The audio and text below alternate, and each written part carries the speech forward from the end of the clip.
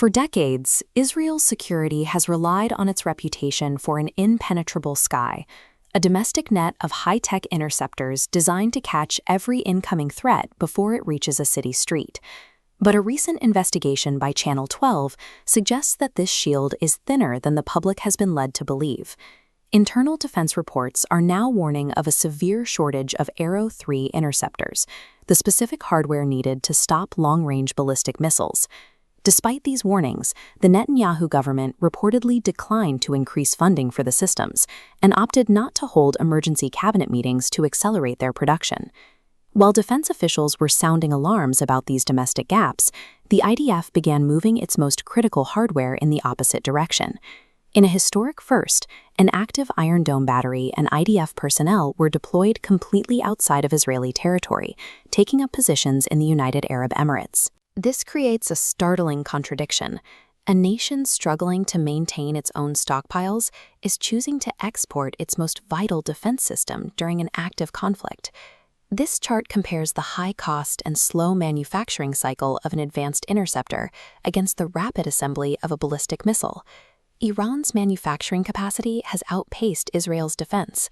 Estimates show for every interceptor produced, Iran generates multiple missiles. Israeli Finance Minister Bezalel Smotrich recently acknowledged this imbalance in high-level defense meetings. Smotrich reportedly stated that we won't be able to deal with Iran's surface-to-surface missiles because their inventory simply dwarfs Israel's supply of interceptors.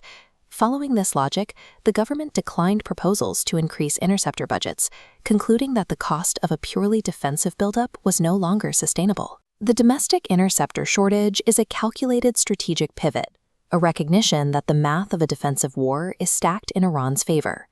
When the math of defending the home front fails, the strategy must move across the border. During the recent conflict, the UAE became one of the most heavily targeted nations in the region, leading to intensified coordination between Prime Minister Netanyahu and UAE President Mohammed bin Zayed. The deployed Iron Dome battery successfully intercepted multiple missiles over Emirati territory, marking a new level of military cooperation between the two nations.